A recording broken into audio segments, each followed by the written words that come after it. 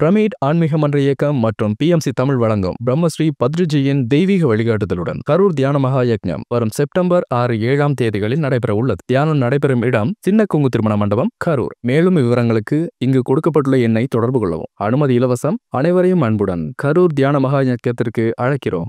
பல ஆசைகள் நமக்கு இருக்கும், பல கனவுகள் இருக்கும். ஆனா அந்த கனவுகள்ல சிலதான் நமக்கு நிறைவேறுது, சிலது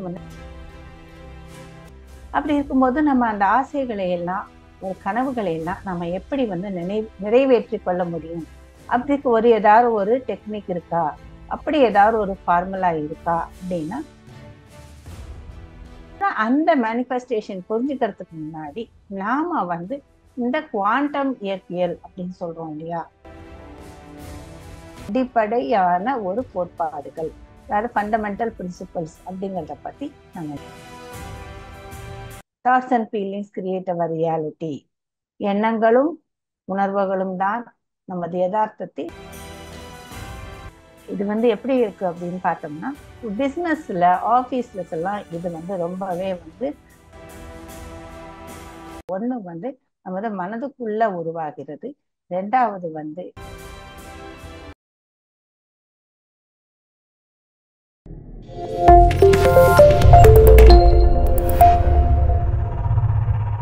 அனைவருக்கும் என் காலை வணக்கங்கள்.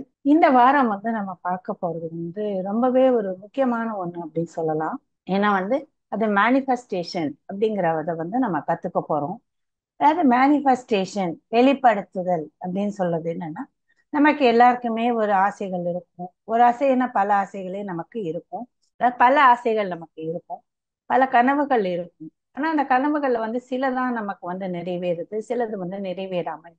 அப்படி இருக்கும்போது நம்ம அந்த ஆசைகளை எல்லாம், ஒரு கனவுகளை எல்லாம் நம்ம எப்படி நிறைவேற்றி கொள்ள முடியும்? அப்படிக்கு ஏதாவது ஒரு டெக்னிக் இருக்கா? அப்படி ஏதாவது ஒரு ஃபார்முலா இருக்கா அப்படின்னா, அந்த ஃபார்முலா தான் மேனிஃபெஸ்டேஷன், அதாவது வெளிப்படுத்துதல் அப்படிங்கிறது நாம புரிஞ்சுக்க போறோம். ஆனா அந்த மேனிஃபெஸ்டேஷன் புரிஞ்சுக்கிறதுக்கு முன்னாடி நாம இந்த குவாண்டம் இயற்பியல் அப்படின்னு சொல்றோம் இல்லையா, அந்த குவாண்டம் ஃபீல்ட் அப்படின்னு சொல்றோம், குவாண்டல் ஆற்றல் புலம் அப்படின்னு சொல்றோம், அதை பத்தி நாம புரிஞ்சுக்கணும். அப்படி புரிஞ்சுக்கிட்டாதான் நம்ம மேனிஃபெஸ்டேஷனை ஈஸியாக பண்ணலாம். இப்ப குவாண்டம் ஆற்றல் புலம் அப்படிங்கிறது எதுக்கு நமக்கு இம்பார்ட்டன்ட் அப்படின்னு சொன்னோம்னா, நாம தினம் தியானம் பண்றோம். அப்படி தினம் நாம தியானம் பண்ணும் பொழுது, அதாவது கண்ணை மூடி நாம மூச்சை கவனிக்கும் பொழுது, நாம எண்ணமே இல்லாத ஒரு நிலைக்கு செல்கிறோம். அந்த நிலையை தான் நம்ம வெற்றிடம் அப்படின்னு சொல்றோம். அந்த வெற்றிடத்தின் போது நாம எங்க போய் ஜாயின் ஆறோம் அப்படின்னா, இந்த குவாண்டம் ஆற்றல் புலத்தோடு நாம ஜாயின் ஆறோம். அந்த குவாண்டம் ஆற்றல் புலத்துலதான் நமக்கு வேண்டிய எல்லாமே இருக்கு.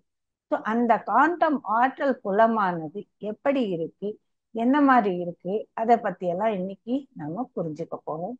அதாவது வரம்பற்ற சாத்தியக்கூறுகள் இருக்கிறது, அப்படி எப்படி இருக்கிறது, என்ன மாதிரி நமக்கு கையில கிடைக்க முடியும் அப்படிங்கறதெல்லாம் நாம இன்னைக்கு பார்க்க போறோம். அதாவது நாம இந்த குவாண்டம் ஆற்றல் புலத்தோட முதல்ல 3 இம்பார்ட்டன்ட் இல்லைன்னா ஃபண்டமெண்டல் இல்லைன்னா அடிப்படையான ஒரு கோட்பாடுகள், அதாவது ஃபண்டமெண்டல் பிரின்சிபல்ஸ் அப்படிங்கிறத பத்தி நம்ம இன்னைக்கு பார்ப்போம்.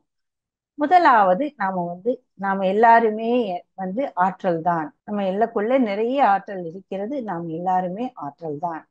ரெண்டாவது, நமக்கு எல்லையற்ற சாத்தியக்கூறுகள் உள்ளன.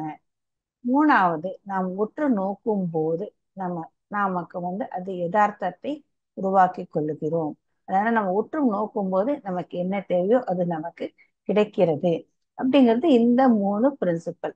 அதாவது we are all energy, infinite possibilities are there, observation manifest reality, யதார்த்தத்தை நம்ம உருவாக்க முடியும் அப்படின்னு சொல்றோம். இன்னொரு இம்பார்ட்டன்ட் ஒண்ணு, இதை நம்ம பல தடவை கேட்டுட்டு இருக்கோம்.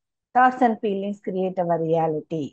எண்ணங்களும் உணர்வுகளும் தான் நமது யதார்த்தத்தை உருவாக்குகின்றன. யத் பாவம் தத் பவதி அப்படிங்கறத நம்ம கேள்விப்பட்டிருக்கோம்.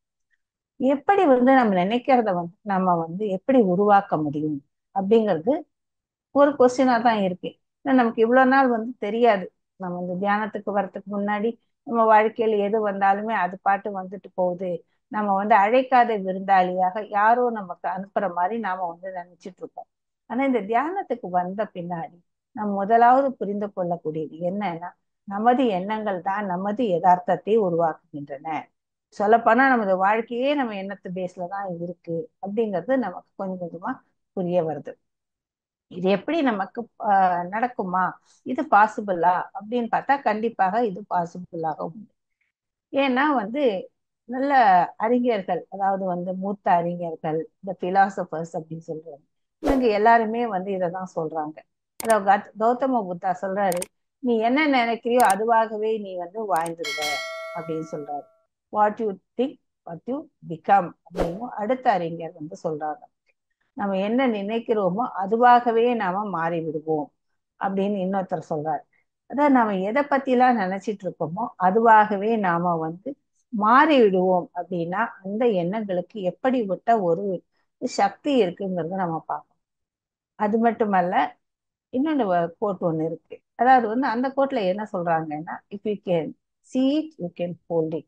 அதாவது நம்ம கண்களில் ஏதாவது பார்க்க ஆரம்பிச்சோம்னா நமக்கு ஒரு விஷன் அப்படின்னு சொல்லுவோம், ஒரு தரிசனம், ஒரு பார்வை அப்படின்னு சொல்லுவோம். அந்த மாதிரி ஒரு பார்வை நமக்கு இருக்குமானா கண்டிப்பாக அதை நம்ம கையில பிடிச்சிடலாம் அப்படின்னு சொல்றாங்க. அதாவது நம்ம சும்மா நினைச்சிட்டே இருந்தா ஒன்றும் பண்ண முடியாது. நமக்கு ஒரு பார்வை வேணும், ஒரு விஷன் வேணும், இப்படி இருக்கு இப்படி இருக்குங்கிறத நம்ம உணரும் போது நமக்காக அதை கையில எடுத்துக்கொள்ள முடியும் அப்படின்னு சொல்றாங்க. இது எப்படி இருக்கு அப்படின்னு பார்த்தோம்னா, பிசினஸ்ல, ஆபீஸ்ல எல்லாம் இது ரொம்பவே அழகா அப்படி ஃபிட் ஆயிடும். இந்த எக்ஸாம்பிள், இப்ப எந்த ஒரு ஆபீஸ்லயும் பாத்தீங்கன்னா, ஒரு கம்பெனிலையும் பாத்தீங்கன்னா, அதுல மேனேஜ்மெண்ட் லெவல் இருக்கவங்க எல்லாம் உட்காந்து எல்லாமே ஒரு டார்கெட் போட்டுருவாங்க. இந்த 3 மாசத்துக்குள்ள நமக்கு இவ்வளவு பர்சன்ட் growth இருக்கணும், 3 மாசத்துக்குள்ள இவ்வளவு டேர்ன் ஓவர் இருக்கணும், இத்தனை லட்சம் ரூபாயோ இத்தனை கோடி ரூபாயோ நமக்கு டேர்ன் ஓவர் இருக்கணும். அப்புறம் நம்மளுடைய இந்த growth பர்சன்டேஜும் இவ்வளவு இருக்கணும். growth மட்டுமல்ல, நமக்கு என்னென்ன பாலிசிஸை நம்ம அடாப்ட் பண்ணணும், அதனால நமக்கு எந்த அளவுக்கு ஒரு லாபம் கிடைக்க முடியும். முதல்ல ஒரு குவார்டர்லியா பண்ணுவாங்க, அதுக்கப்புறம் ஹாஃப் இயர்லியா பண்ணுவாங்க, அதுக்கப்புறம் ஆனுவலா பண்ணுவாங்க, சில சமயம் 2 வருஷம் 3 வருஷத்துக்கு கூட இந்த மாதிரி ஒரு பிளானிங்னு போடுவாங்க. ஆனா அந்த பிளானுக்கு பின்னாடி ஒரு விஷன் இருக்கு. என் கம்பெனி இந்த இடத்துக்கு போகும், இல்லை என்னோட ஆஃபீஸோட ப்ரோக்ரஸ் இந்த ஒரு பாயிண்ட்டுக்கு போகும் அப்படின்னவங்க ஆல்ரெடி அவங்க ஒரு கணிச்சு வச்சிருவாங்க. அந்த பார்வையில கணிக்கக்கூடியதுக்கு ஏத்த மாதிரிதான் அவங்க எது வேணுமோ வேலை செய்ய ஆரம்பிப்பாங்க. அந்த ஒர்க் பண்ணும்போது கடைசியில அவங்களால அந்த டார்கெட்டையோ அவங்க என்ன ஃபிக்ஸ் பண்ணியிருக்காங்களோ அதை அவங்களால அச்சீவ் பண்ண முடியும். அதே மாதிரி நமக்கு எந்த ஒரு பொருளுமே 2 இடத்துல உருவாகுது. ஒண்ணு நமது மனதுக்குள்ள உருவாகிறது, ரெண்டாவது அதாவது எண்ணத்துல உருவாகிறது ஒண்ணு, ரெண்டாவது அதை ஆக்சுவலாக நம்ம பண்றோம். மூணு அப்படி பண்றத நம்ம கையில வாங்குறோம், அதாவது யதார்த்தமாக நம்ம கைக்குள்ள கிடைக்குது. இப்ப அது எதுவாக இருக்க வேணாலும் இருக்கலாம். நம்ம ஒரு லேப்டாப் வாங்குறோம், ஒரு மொபைல் வாங்குறோம், எதுவாக இருந்தாலும் முதல்ல அது யாரோ ஒருடைய எண்ணத்துல இது இந்த மாதிரி இருக்கணும், இந்த லேப்டாப்ல இந்த கீபோர்டு இப்படி இருக்கணும், இதோட லுக் இப்படி இருக்கும், இது இந்த இந்த மாதிரி நம்ம ஜாயின் பண்ணி இந்த இந்த சர்க்கியூட்ஸ் எல்லாம் நம்ம ஜாயின் பண்ணணும், இந்த சிப்பை இங்க போடணும், இதோட சிம்பிள் இப்படி இருக்கணும், அந்த மாதிரி எல்லாம் கணிச்சு மைண்ட்ல கொண்டு வந்திருப்பாங்க. அந்த மைண்ட்ல கொண்டு வந்ததானா நாம ஒரு இன்னொருத்தர் அதை மேனுஃபேக்சர் பண்றாங்க. இந்த மேனுஃபேக்சர் பண்ண பொருளை நாம போய் கடையில இருந்து வாங்கிட்டோம். அப்ப அது நமக்கு யதார்த்தமாக கையில கிடைக்குது. எந்த ஒண்ணுமே முதல்ல எண்ணத்துல மனதால உருவாகிறது, அப்புறமா யாரோ ஒருத்தர் செய்யறாங்க, அப்புறமா அது நமக்கு கையில கிடைக்குது. நாம நாமளே அதை உருவாக்கும் பொழுது இந்த நெடுவுல மேனுஃபேக்சர் பண்ற ஆள் போயிடுறாரு, நாம டைரக்டாக நம்ம கையில எடுத்துக்கிறோம். இப்ப எதுவாக இருந்தாலும் இதே ப்ராசஸ் தான் நடக்குது. வெறும் நினைச்சுக்கிட்டு மட்டும் நாம இருந்தோம்னா அதுல அந்த காரியம் நடக்காது. அதாவது எண்ணங்களை மட்டும் இருக்கு, நான் நினைச்சுட்டே இருக்கேன், இதை பண்றேன் இதை பண்றேன் இதை பண்றேன் நம்ம நினைச்சிட்டு இருந்தோம்னா நினைவால மட்டும் எதுவுமே பண்ண முடியாது. அதுக்கு ஏத்த மாதிரி ஒரு ஆக்ஷன் எடுத்தாதான் அந்த ஒரு எண்ணங்களானது நமக்கு கையில கை கூடி வரும். யாரோ இது கூட ஒரு சின்ன கதை மாதிரி சொல்லுவாங்க.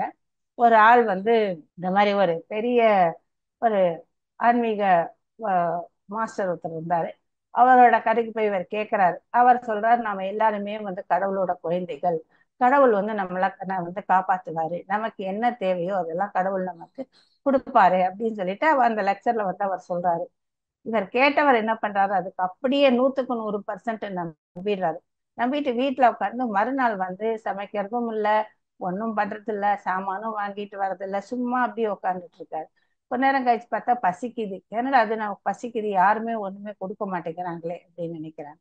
திரும்ப அவர் மனசுல தோணுது, கடவுள் தான் நான் வந்து நமக்கு எல்லாம் கொடுப்பாரு, கடவுள் வந்து நம்ம கிட்ட வந்து தேவையானதெல்லாம் பார்த்துப்பாரு, நாம அவரோட குழந்தை தானே, அதனால வந்து குழந்தைக்கு அம்மா என்ன வேணும்னு பார்த்து கொடுக்க மாட்டாங்களா அப்படின்னு சொல்லி உட்காந்துருக்காரு. இப்படி மத்தியானம் ஆறுது, ராத்திரி ஆறுது, யாரும் எதுவும் கொடுக்கறது இல்ல. மறுநாளும் ஆறுது, மறுநாள் ஆகும்போது ரொம்ப வீக்கா போறது. அப்பதான் வந்து வந்து கேட்கிறாரு அவர் ஃப்ரெண்டு, சும்மா விசிட் பண்றாரு. அப்படி பண்ணும்போது என்ன ஆச்சு உனக்கு அப்படின்னு கேட்கும்போது இவர் சொல்லாரு, இல்ல இல்ல நான் இந்த மாதிரி ரொம்ப வீக்கா இருக்கேன் அப்படின்னு சொல்லும்போது இந்த மாதிரி இருந்தது, இதை கேட்டேன், இதை ஃபாலோ பண்ணேன் அப்படின்னு சொல்லும்போது அந்த ஃப்ரெண்டு சொல்ற, ஏயா நீ வந்து முட்டாளா, அவர் சொன்னாரு சொன்னதுக்கு நீ அப்படி உட்காந்துருக்க, கடவுள் நமக்கு கொடுப்பாருன்னு சொன்னா நாம ஏதாவது வந்து ஒண்ணு நினைச்சு வேலை பண்ணாதானே, அதுக்கு முயற்சி பண்ணாதானே அது நமக்கு கிடைக்கும். இப்படி வந்து என்ன நீ வந்து சாமானும் வாங்கல, வந்து ஒரு சமையலும் சமைக்கல, எனக்கு வந்து சாப்பாடு கிடைக்கும் சாப்பாடு கிடைக்கும்னா எப்படி கிடைக்கும்? ஒண்ணு இல்ல, நீ யார் வெளியே போய் சாப்பிட்டுட்டு வந்திருக்கணும், அந்த ஒரு முயற்சியாவது வந்து நீ எடுத்திருக்கணும். அதையும் எடுக்காம சும்மா உட்காந்து எனக்கு வந்து கிடைக்கும் கிடைக்கும்னு சொன்னா எப்படி கிடைக்கும் அப்படின்னு சொல்லும்போது அப்பதான் அந்த இன்னொரு ஆளுக்கு வந்து இந்த அர்த்தம் புரியுது. அந்த மாதிரி நமக்கு எந்த ஒண்ணுமே நமக்கு தேவை தேவைன்னு நம்ம நினைச்சுக்கிட்டே இருந்தோம்னா மட்டும் நடக்காது. அதுக்கு ஏற்ற நமக்கு முயற்சிகளும் நம்ம எடுத்துக்கணும். ஏன்னா இந்த நேரத்துல பார்க்கும்போது நாம வந்து எந்த ஒண்ணையும் நாமளாக கிரியேட் பண்றோம். அதாவது டெலிபரேட் கிரியேஷன் அப்படின்னு சொல்றாங்க. இது ஆல்ரெடி இருக்கிறது இல்ல, நாமளா நம்மளுக்கு தேவையை உருவாக்குகிறோம். அந்த உருவாக்கும் போது நாம வந்து கிரியேட்டர்ஸ், அதாவது படைப்பாளிகளாக இருக்கும். நம்ம படைப்பாளிகளாக இருக்கும்போது நாம எதையாவது ஒண்ணு முயற்சி செய்தால்தான் அந்த முயற்சி எண்ணங்களை வந்து வந்து தத்ரூபமாக வரும். அந்த நினைக்கிறது மட்டுமில்ல, நாம வந்து அதை உணர்வு பூர்வமாக நம்ம உணரணும். அதாவது எண்ணங்களை மட்டும் நினைச்சிட்டு இருந்தோம்னா, இப்ப இந்த ஆள் சொன்னேன்ல அந்த மாதிரி எனக்கு வந்து சாப்பாடு மட்டும் கிடைக்கணும், சாப்பாடு கிடைக்கணுங்கிறது எண்ணத்துல மட்டும் இருந்தா அது போராது. அதை நம்ம உணர்விலேயே எடுக்கணும், முயற்சியும் நம்ம எடுக்கணும். வந்து உதாரணத்துக்கு வந்து நமக்கு வந்து இந்த ரைட் பிரதர்ஸ் அப்படின்னு சொல்லுவாங்க இல்லையா, அவங்க வந்து இந்த ஃபிளைட்டை வந்து முதல்ல கண்டுபிடிச்சாங்க. ம் அவர் கண்டுபிடிச்ச ஃபிளைட்டை தான் நம்ம இம்ப்ரூவ் பண்ணி சஃபஸ்டிகேட்டடா இருக்கு. இன்னைக்கு நம்ம வந்து இவ்வளவு தூரம் ஃபிளைட்ல எல்லாம் போயிட்டு வரக்கூடிய ஒரு நல்ல ஒரு டெவலப்மெண்ட் அவரால் தான் முடிஞ்சது. ஆனா அவர் முதல்ல அவர் பார்க்கும்போது அவர் நினைக்கிறார், ஏதாவது ஒரு பொருள் மேல பறக்கணும், ஏதாவது ஒரு பொருள் மேல பறக்கணும் அப்படின்னு நினைக்கிறார். அப்படி நினைக்கும் போது அவர் வந்து நினைப்பாக மட்டும் இல்ல, அது எப்படியாவது உணர்ந்து அதை வந்து எப்படியாவது ஒண்ணு பண்ணணும். பல முயற்சிகள் எடுக்கிறார். ஆனா முயற்சிகள் வந்து முதல் முயற்சியிலே அது வந்து சக்சஸ் ஆச்சுன்னு சொல்ல முடியாது. நிறைய தடவை வந்து முயல்கிறார், கொஞ்சம் தூரம் வந்து பறக்குது, அப்புறம் வந்து அந்த எதை வந்து பொருள் பறக்குதோ அது கீழே விழுந்துருது. இந்த மாதிரி பலவிதமான ஒரு ஃபெயிலியர்ஸையும் அவங்க வந்து சந்திக்கிறாங்க. சந்திச்சா கூட அவங்களுக்கு ஒரே என்ன, இந்த ஒரு பறக்கக்கூடிய ஒரு பொருளை வந்து நம்ம பண்ணணுங்கிறது மட்டும் வந்து முடிவு எடுத்து அந்த வந்து அவங்க வந்து உண்மையாகவே முயற்சி எடுத்து எடுத்து பண்ணும்போதுதான் அது வந்து ஒரு பொருளாக, ஒரு முடிவுள்ள ஒரு யதார்த்தமாக அது வந்து கிடைச்சிருக்கு. அதனால நாம வந்து என்ன கத்துக்கணும் இதுல அப்படின்னு கேட்டோம்னா, நம்ம எந்த ஒண்ணையும் நம்ம நினைக்கிறோம், அப்படி நினைக்கும் பொழுது நாம வந்து அதை உணர வேண்டும். இப்ப நான் சொன்ன வெறும் எண்ணங்களாக மட்டும் நம்ம ட்ரையா அப்படி வந்து தேரி மாதிரி நினைச்சுக்கிட்டே இருந்தோம்னா, இது மட்டும் நடக்கும் இது மட்டும் நடக்கணும், நான் வந்து நல்லா பணக்காரனாகணும் அப்படின்னு மட்டும் எண்ணத்துல நினைச்சிட்டு இருந்தோம்னா அது நடக்காது. அதை வந்து நம்ம உணர்வு பூர்வமாக உணரணும். அப்படி உணரும் போதுதான் வந்து நமக்கு எது நினைக்கிறோமோ அது நடக்கும். அதாவது எண்ணங்களும் பிளஸ் உணர்வுகளும் சேர்ந்து நம்ம முயற்சி செய்யும் போது நமக்கு என்ன தேவையோ அதை நம்மளால கையில பிடிக்க முடியும். உணர்வே இல்லாம நம்ம நினைச்சிட்டே இருந்தா மட்டும் ஒண்ணும் முடியாது. அதை நான் சொன்ன மாதிரி வந்து இப்ப பணக்காரன் ஆகணும் அப்படின்னு சொல்லிட்டு இருந்தோம்னா நினைக்கிறோம். ஆனா நமக்கு உள்ள வந்து இன்னொரு உணர்வு இருக்கு. என்னன்னு கேட்டேன்னா, எனக்கெல்லாம் எங்க வந்து பணம் கிடைக்க போகுது, நான்லாம் அதிர்ஷ்டமே இல்லாதவன், நான் வந்து எங்க போய் எங்க சம்பாதிக்கிறது, எங்க போறதுன்னே தெரியல, என்ன பண்ணணும்னே தெரியல. இந்த மாதிரி இருக்கும்போது எனக்கு எப்படி கிடைக்கும், யாரும் என்ன நம்பி ஒரு லோன் கொடுப்பாங்களா, இல்ல பணத்தை இன்வெஸ்ட் பண்ணுவாங்களா அப்படின்னு நீங்க உள்ளுக்குள்ள நினைக்கிறீங்க. ஆனா நீங்க வந்து உங்களுடைய எண்ணம் என்ன இருக்கு, நான் வந்து ரொம்ப சக்சஸ்ஃபுல் பிசினஸ் மேனா வரணும், இல்லைன்னா ரொம்ப ஒரு சக்சஸ்ஃபுல் பணக்காரனாக நான் இருக்கணும் அப்படிங்கிற எண்ணம் இருக்கு. ஆனா உள்ள நினைக்கிறது என்ன? என்னால இதெல்லாம் எப்படி முடியும், எப்படி முடியும் அப்படின்னு பார்த்தோம்னா கண்டிப்பா அது முடியாது. ஏன்னா எண்ணம் ஒண்ணு நினைக்குது, மனசுல நீங்க ஒண்ணு நினைக்கிறீங்க, ஆனா வந்து ஃபீல் பண்றது வந்து வேற மாதிரியா இருக்கு. அந்த மாதிரி இருந்தா அது என்ன, ஒரு சின்ன ஒரு பென்சிலை வாங்கணும்னா கூட முடியாது. நம்ம அதுக்கப்புறம் நம்ம கனவுகளை எல்லாம் விடுங்க, ஒரு சின்ன ஒரு பென்சிலை வாங்கணுமோ, ஈவன் ஒரு சாக்லேட்டை வாங்கணுமோ, ஒரு டீயை வாங்கணும்னா கூட நம்மளால முடியாது. ஏன்னா நமது எண்ணங்களும் உணர்வுகளும் ஒன்றாகி இருக்கக்கூடிய நிலையில தான் எந்த ஒண்ணுமே நடக்கக்கூடிய ஒண்ணு. ஏன் இவங்க ரெண்டு பேரும் ஃப்ரெண்ட்ஸு அப்படின்னு கேட்டோம்னா, நமக்கு வந்து உள்ளமும் எண்ணமும் உணர்வுகள் ரெண்டுமே ஒன்றாக இருக்கக்கூடிய ஒரு நிலைதான் இருத்தல் நிலை. அதாவது இந்த இருத்தல் நிலை அப்படிங்கும்போது என்ன இருக்கு? நமது மனம், நமது உடல், நமது உணர்வுகள், அதாவது மனம், உடல், உணர்வுகள் மூணு ஒன்னோட ஒண்ணு சிங்க் ஆகிருக்கும். அப்படி சிங்க் ஆகும் போதுதான் நம்மளால எந்த ஒண்ணு மேலேயும் ஃபோக்கஸ் பண்ண முடியும். நான் வந்து இப்போ ஒரு பூரி மசாலா சாப்பிடணும்னு சொல்லிட்டு நம்ம நினைச்சிட்டே இருந்தோம் அப்படின்னு வச்சுக்கோங்க, அதை மட்டும் நினைச்சா முடியுமா? அதை வந்து நம்ம எப்படி சாப்பிட்றோம், இந்த மாதிரி ஒரு டேஸ்ட் இருக்கு, அது எந்த மாதிரி பார்க்க இருக்கு, இதையெல்லாம் நம்ம உணரும் போதுதான் நம்ம எங்காவது போய் ஹோட்டல்ல வந்து போய் வாங்கி சாப்பிடலாம், ரெஸ்டாரண்ட்டுக்கு போகலாம், நம்ம வீட்லயே யாராவது பண்ணி கொடுக்கலாம். ஒரு சின்ன எக்ஸாம்பிள் கூட நாம எதை இருக்குங்கிறது உணராது. நமது எண்ணங்களை நம்ம உணரும் போதுதான் இந்த மாதிரி எதையும் ஒண்ணுமே கையில கொண்டு வர வேண்டியது. ரொம்ப வந்து பேசிக்கான ஒரு பிரின்சிபல் மட்டும் இல்லை, இதை நாம புரிஞ்சுக்கணும். இதை நம்ம புரியும் போதுதான் நம்ம எந்த ஒரு காரியத்தையும் எந்த ஒரு பொருளையும் நம்மளால கொண்டு வர முடியும். அது எக்ஸ்பீரியன்ஸாகவும் இருக்கும். எந்த ஒண்ணுமே நம்ம அனுபவத்துக்காக தானே பார்க்கணும். எந்த ஒரு பொருளையோ எந்த ஒரு கனவுகளையோ நம்ம அடையணும் அப்படின்னு நினைக்கிறது எதுக்காக நினைக்கிறோம்? நாம வந்து அதை அனுபவிக்கணும்னு நினைக்கிறோம். எந்த ஒரு எக்ஸ்பீரியன்ஸ் நமக்கு கிடைக்கணும்னாலும் இந்த ரெண்டும் ஒன்னாக வர வேண்டும். அதாவது உம் மனம் இல்லது வந்து மூளை, அதுவும் உடலும் ஒன்றாக சிங்காயு ஒன்றோடு ஒன்று ஒரே நிலையில் இருக்க வேண்டும். இப்ப வந்து நாம மேற்கொண்டு தெரிஞ்சுக்க போறோம். அதாவது இந்த குவாண்டம் ஆற்றல் புலத்துல இருக்கக்கூடிய கோட்பாடுகள் என்ன அப்படிங்கிறத வந்து நாம வந்து இப்ப பார்க்க போறோம். அதாவது முதலாவதாக இந்த நீல் போர் அப்படிங்கிறவங்க வந்து என்ன சொல்றாரு அப்படின்னா, நாம உண்மையானது என்று அழைக்கும் அனைத்தும் உண்மையானவை என்று கருத முடியாத விஷயங்களால் ஆனது அப்படின்னு சொல்றாரு. அதாவது நாம வந்து எது உண்மை அப்படின்னு நினைக்கிறோமோ அது எதுவுமே அந்த அளவுக்கு உண்மையா இல்லை அப்படின்னு சொல்றாரு. இதை எப்படி நம்ம எடுத்துக்கலாம் அப்படின்னு சொன்னோம்னா, இப்ப வந்து நாம வந்து ஒரு லேப்டாப்பை பார்க்கிறோம். அந்த லேப்டாப்பை வந்து நாம முழுமையாக பார்க்கும் பொழுது அந்த லேப்டாப்பாகத்தான் இருக்கா அப்படின்னு பார்த்தோம்னா வந்து லேப்டாப் வந்து நமக்கு கண்ணுக்கு தெரியுது. நம்ம அப்படியே அந்த லேப்டாப் இப்படிதான் இருக்கு அப்படின்னு நாம வந்து நம்பினோம்னா அது வந்து அந்த லேப்டாப் வந்து அந்த மாதிரி கிடையாது. ஏன்னா அதற்குள்ள பல வகையான பார்ட்ஸ் இதுக்குள்ள சேர்த்து பண்ணப்பட்டிருக்கு. ஏன்னா ஒரு கீபோர்டு இருக்கு, அதுக்கப்புறமா ஒரு மானிட்டர் இருக்கு, அதுக்குள்ள வந்து ஒரு ஸ்கிரீன் இருக்கு, அதாவது அந்த எல்இடி ஸ்கிரீன் எதுவோ இருந்தாலும் அது இருக்கு. அந்த எல்இடி ஸ்கிரீனுக்கு பின்னாடி பாத்தீங்கன்னா நிறைய சிப்ஸ் எல்லாம் போட்டு கனெக்ட் பண்ணியிருக்காங்க.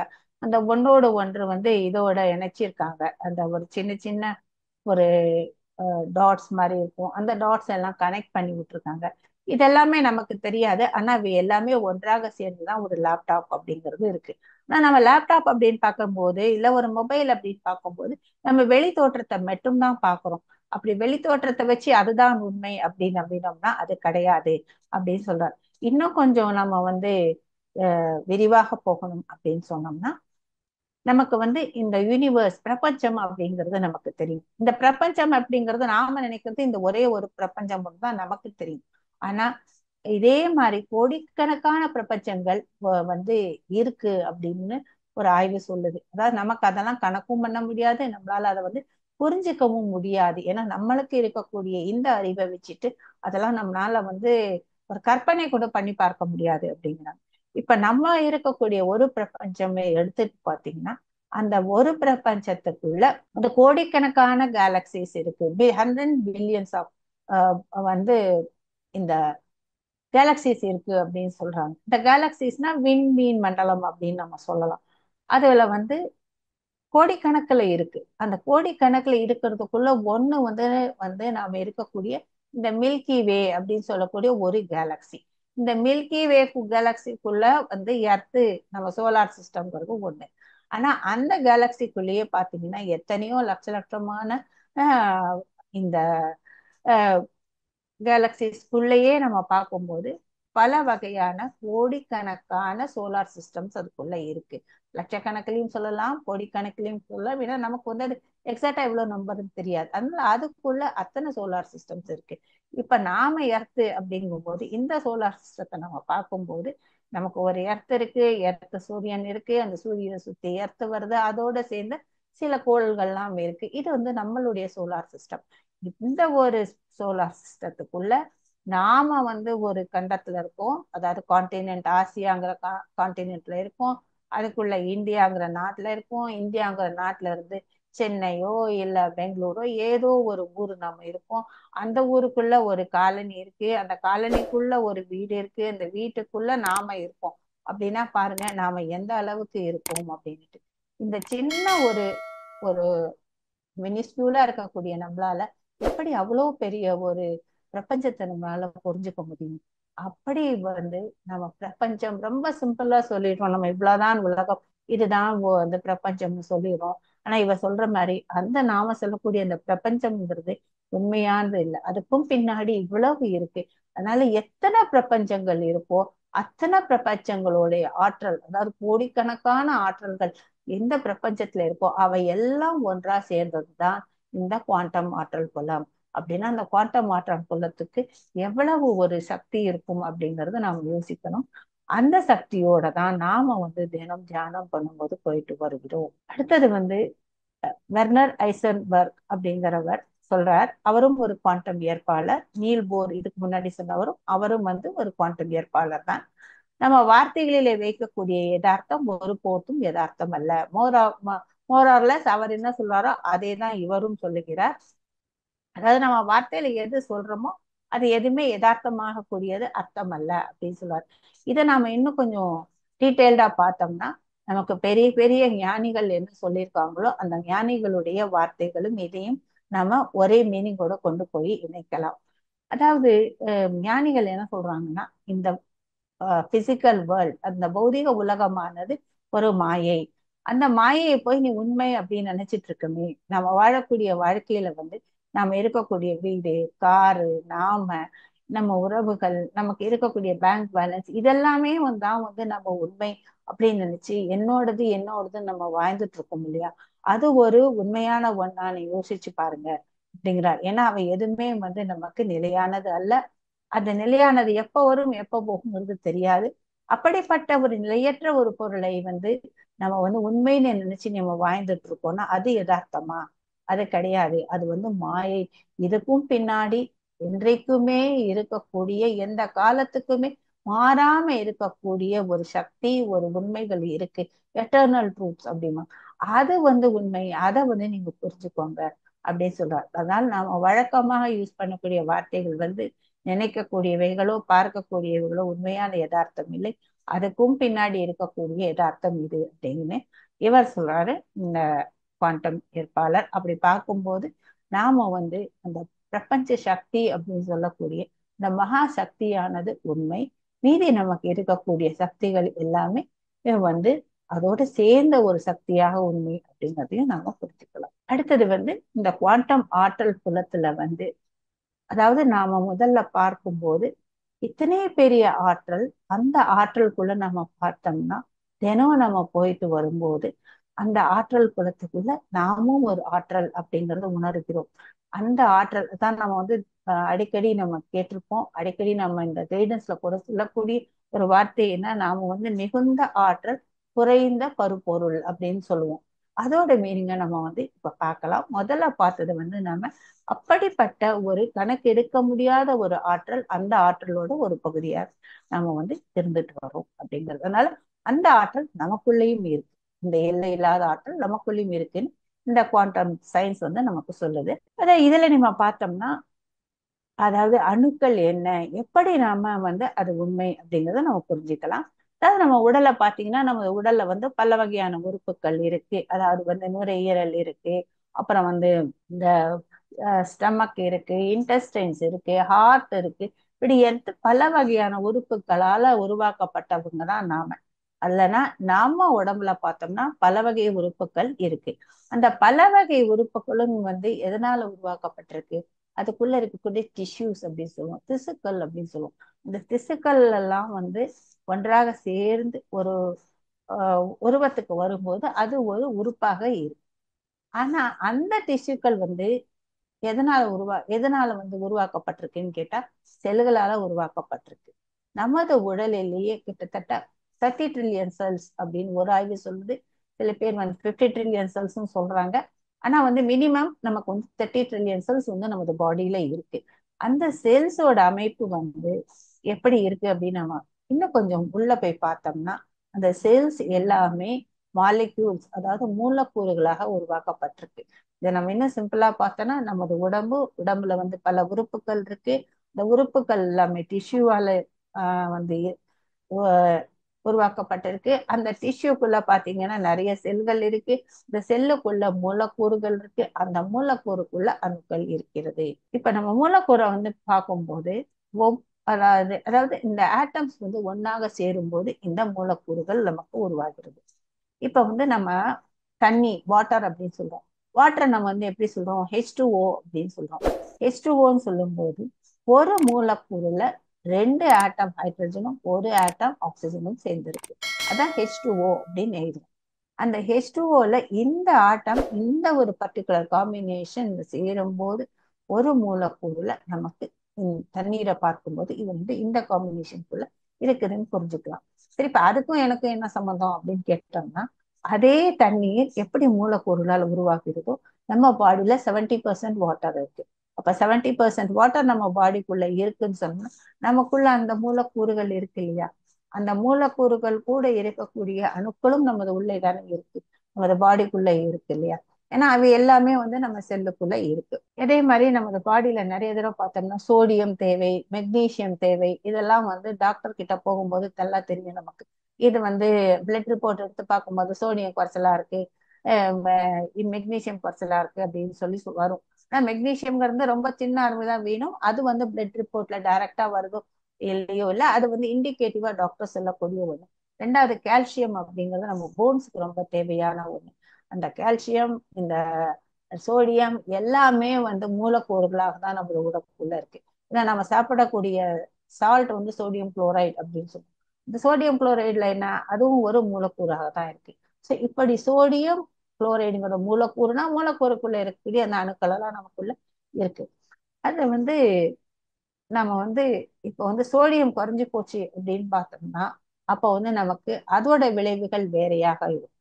அப்படி ஒவ்வொரு ஆஹ் ஒரு மெட்டல்ஸ் இருக்கு, ஒரு இந்த காம்பினேஷன்ஸ்ல இருக்கக்கூடிய எந்த ஒரு சால்ட்டுமே குறையும் போது அதுக்கேற்ற மாதிரி நமக்கு பாடியானது மாறிக்கொண்டு வருது. அது குறையிறதுன்னா அதை வெளிக்காட்டக்கூடிய தன்மையில இருக்கு. அதனால நமக்குள்ள இது எல்லாமே இருக்கு. அதாவது இந்த மூலக்கூறுகள் நமக்குள்ள இருக்கு. இந்த மூலக்கூறுகளை இன்னும் நம்ம கொஞ்சம் பிரிச்சு ஆராய்ச்சி பார்த்தோம் அப்படின்னா அணுக்களாக இருக்கு. அணுக்கள்ங்கிறது ஆட்டம் அப்படின்னு சொல்லுவோம். ரொம்ப ரொம்ப சின்ன பார்ட்டாக இருக்கும். இந்த அணுக்களுக்குள்ள என்ன இருக்குன்னா புரோட்டான், நியூட்ரான், எலக்ட்ரான் அப்படின்னு எல்லாமே இருக்கு. இது எல்லாமே இருக்கக்கூடியதுல கூட நம்ம எலக்ட்ரானை பத்தி அதிகமாக நம்ம ஃபோக்கஸ் பண்ணி பார்க்க போறோம். அதாவது பை நேச்சர் இந்த அணுத்துகள்கள், அதாவது சப் ஆட்டாமிக் பார்ட்டிகல்ஸ் அப்படின்னு சொல்றோம். இந்த பார்ட்டிகல்ஸ் எல்லாமே வெற்றிடமாக இருக்கு. அதுதான் குவாண்டம் சயின்ஸ் சொல்லுது. அதாவது இது எல்லாமே வெற்றிடமாக இருக்கு அப்படின்னு சொல்லுது. ஆனா வெற்றிடம்னா வெறும் காலி இடம் மட்டும் இல்ல, அதுக்குள்ள ஃபுல்லா எனர்ஜி இருக்கு, அதுக்கு முழுமையாக ஆற்றல் இருக்கு அப்படின்னு சொல்லுது. அதாவது என்ன சொல்லுதுங்கிறதுனா, அந்த ஒரு புரோட்டானோ எந்த ஒரு அணு துகள்களோ சபாட்டமிக் பார்ட்டிகள் எதுவாக இருந்தாலும் எல்லாமே உள்ள எதுவுமே கிடையாது, காலி இடமா தான் இருக்கு. ஆனா அந்த காலி இடம்னு நம்ம சொல்ற இடத்துல முழுவதும் ஆற்றல் இருக்கு. அந்த ஆற்றல் 99.9999% ஆற்றலாக அதுக்குள்ள இருக்கு. மீதி இருக்கக்கூடியது 0.0001% தான் ஒரு பருப்பொருள் இல்லைன்னா மேட்டர் அப்படிங்கிறது தெரியுது. அப்போ இதுல நம்ம என்ன புரிஞ்சுக்கணும் அப்படின்னு சொன்னோம்னா, அடிக்கடி நாம சொல்றோம் நாம் எல்லாருமே ஆற்றல், நமக்குள்ள 99.999% ஆற்றல் இருக்கு அப்படின்னா, நம்ம அதையும் இந்த இந்த ஆட்டமையும் நம்ம கனெக்ட் பண்ணி பார்க்கலாம். கனெக்ட் பண்ணி பார்க்கும்போது நமது உடலிலையும் அணுக்கள் இருக்கு, அந்த அணுக்களுக்குள்ள எலக்ட்ரான்ஸ் இருக்கு, அந்த எலக்ட்ரான்ஸ் எல்லாம் காலியாக இருக்கு, காலியாக இருக்குது அவை எல்லாமே ஆற்றலாக இருக்கு. அதனால நாமும் முழுவதும் ஆற்றல், அந்த முழுவதுல ஆற்றல்ல 99.99% ஆற்றல் நமக்குள்ள கண்டிப்பாக இருக்கு. ஆனா நாம அதை எப்போ உணர்கிறோம் அப்படின்னு பார்த்தோம்னா, அது நாம தியானத்துல இருக்கும்போது நமக்கு அது உதவுகிறது.